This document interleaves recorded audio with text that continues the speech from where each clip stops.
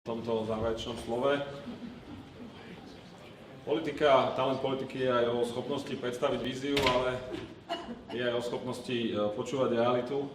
A zhruba asi pred hodinou a pol začalo byť jasné, že realita dneška nie je na to, aby sme ešte mali polhodinovú pauzu a potom 3/4-hodinový záverečný prejav.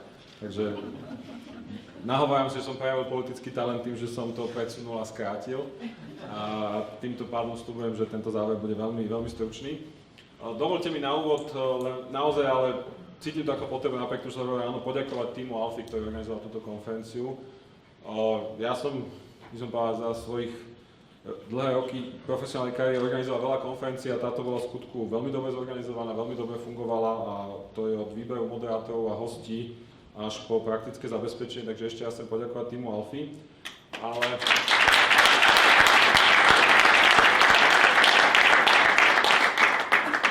Ale dovolte mi teraz trošku prejsť aj k tej samotnej podstate. Spomenul som na všetko slovo vízia.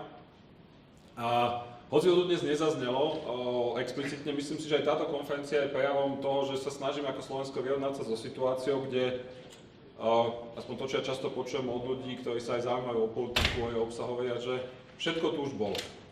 Vládla už aj ľavica, aj pravica, aj všetko sa už slúbilo a pozrite sa stále, jak to je.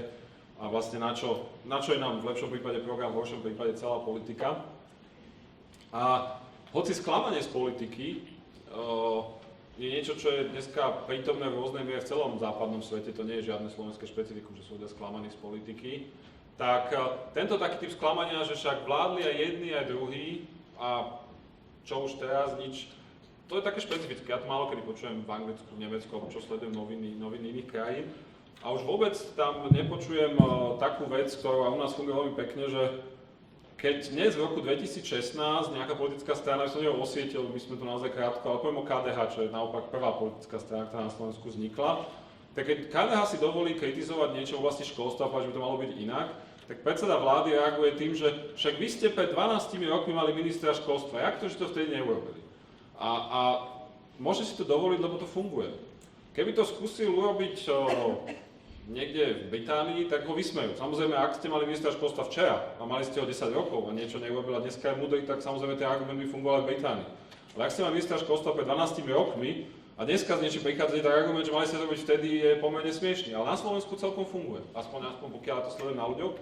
A mám pocit, že to je preto, že my sme sa ešte stále nedostali z modelu toho, čo sa volá tranzícia alebo cesta. Teda, že začali sme niekde v tom postkomunizme a chceme dojsť do nejakej zeme zasľúbenej. A keď tam raz dojdeme a všetko bude opravené a dobre, tak už potom vlastne politika nebude treba. Ja si pamätám, dneska už sa to hovorí menej, ale dlho sa to hovorí, že v skutočnosti bude Slovensku fungovať vtedy, keď sa ľudia nebudú musieť zaujímať o politiku. Lebo vlastne všetko bude vyriešené. Na tento pohľad cesty nám evidentne nefunguje, lebo teda prišli sme do Európskej únie, prišli sme do NATO, prekonali sme dokonca teraz aj krízu, aj oficiálne celkom dlhodobo rastieme a dobiehame západ ekonomicky v priemere. A napriek tomu je to ten pocit sklamania. To vychádza z toho, že nie sme v zemi zasľúbenej a každému, kto tu žije, je jasné, že tá cesta zďaleka neskončila. A ja si myslím, že ten pocit sklamania, ten pocit, že všetci tu už boli a nič sa nevyriešilo, pochádza aj stále z tejto filozofie cesty. Lebo vlastne cítia sa ľudia podvedení, že bola nejaká cesta, ktorá mala skončiť tam, kde už bolo všetko vyriešené, a teraz sme sa tam dostali a sme len za kopcom a tam vidno ďalšie a ďalšie kilometre a vlastne nevidieť tomu konca kraja. No a ja si myslím, že to musíme nahradiť novú metaforu, ktorá sa ťažšie vysvetľuje, len nepravdivejšia, a to je metóda špirály. Špirála sa tiež hýbe neustále v kruhu, ale vždy na vyššej a vyššej úrovni. A to je, keď skúmame, ako žijú vyspelé krajiny, tak ani tam žiadny problém úplne nezmizne. Stále je chudoba, korupcia, životné prostredie, môžeme si vymyslieť takmer akokoľvek. Školstvo a zdravotníctvo ješia od Švédska po Papuu Novú Guineu a nikde na svete s nimi nie sú spokojní. To znamená, že predstava, že vyriešime problém, on už na veky bude preč, jednoducho nefunguje. Ale úspešná krajina je o tom, že ho vždy rieši na novej a novej úrovni. Teda, že sa nevracia stále do toho istého bodu, ale už sa dokázala niekam posunúť.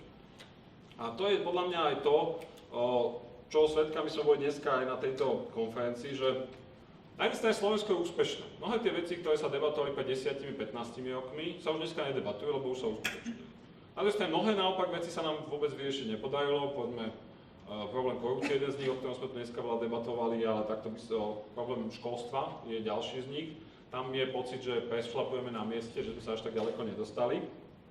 A my máme pred sebou otázku, že čo s tým. A to, čo si myslím, na čo sme narazili, a to, čo by som sa chcel dneska už v záverečných pár minútach ešte venovať, je otázka schopnosti a kapacity štátu s tým niečo spraviť. Ak si vezmete oblasti, v ktorých sme sa veľmi nepohli, kde naozaj skôr prešlapujeme na mieste, než by sme sa dokázali hýbať špirálovito vpred, tak to sú práve oblasti, ktoré vyžadujú schopný štát. To sú oblasti, ktoré sa nedajú ani sprivatizovať, ani sa to nevyrieši tým, že sa dá všetko na internet, ani sa to nevyrieši tým, že sa to predá všetko zahraničným investorom. Tie oblasti, kde žiadne z týchto riešení nefunguje, sú oblasti, kde máme sklamanie. Je to justícia, prokuratúra, je to školstvo a veda a sú to mnohé ďalšie. A tam to, čo vidíme z iných krajín, je, že tam naozaj je nezastupiteľná úloha fungujúceho štátu. Pokiaľ štát je veľmi slabý, neexistujúci, alebo aj silný, ale skorumpovaný, nekoná vo verejnom záujme, tak ten výsledok je chabý. Ten výsledok nefunguje.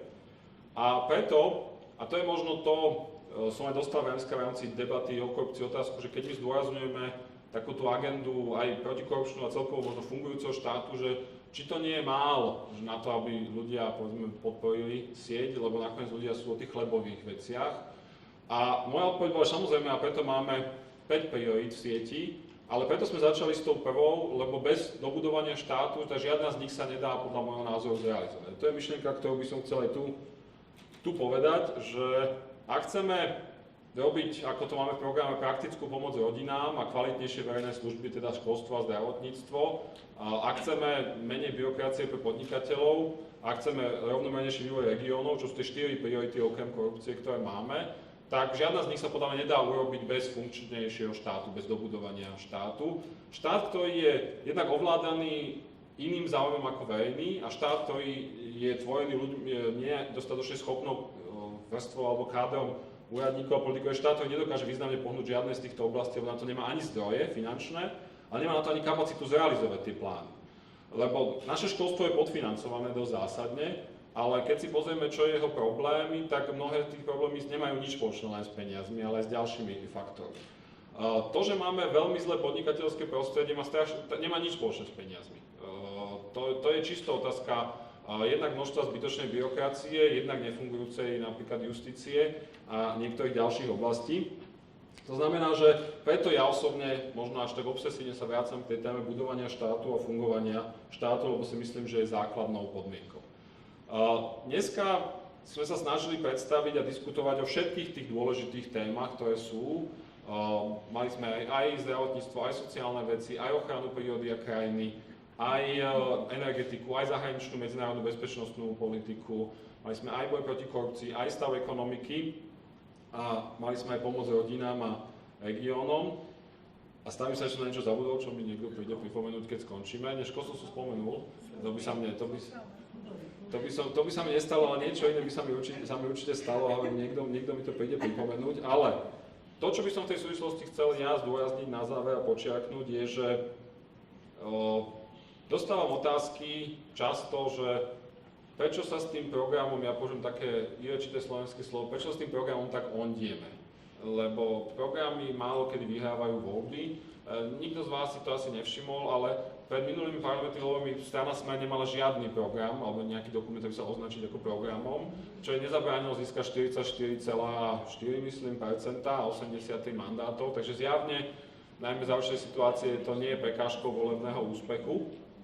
A je veľa odpovedí, prečo aj pred voľbami je podľa mňa dôležité mať program, ale ja vnímam aj túto konferenciu, aj celkovo našu programu prípravu, viac vo vzťahu k tomu, čo sa stane deň po voľbách. Pretože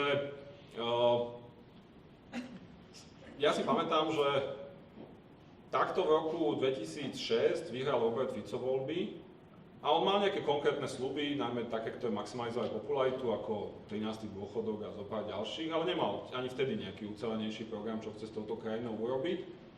A výsledok bol, že keď už prišiel do úradu, tak ani okrem najprv teda týchto sľubov a potom reagovanie na krízu ani nič nespravil.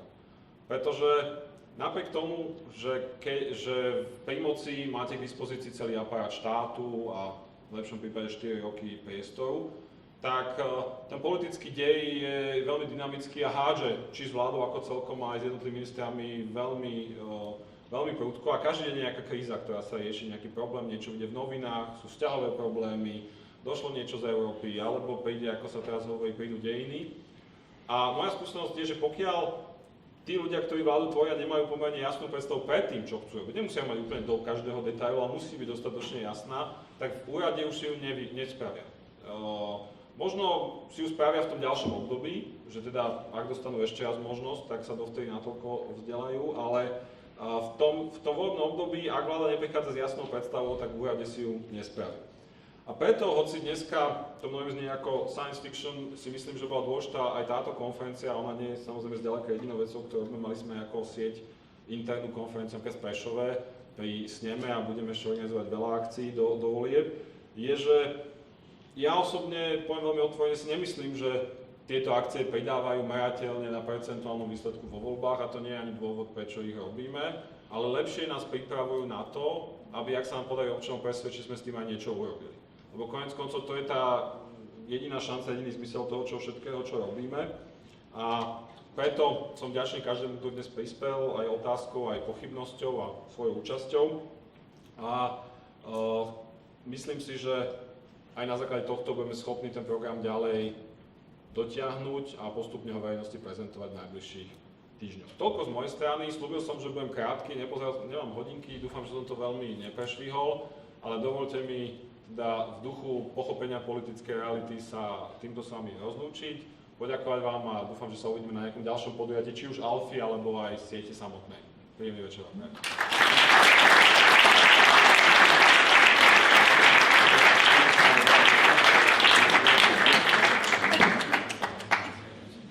Ty si nezjedol.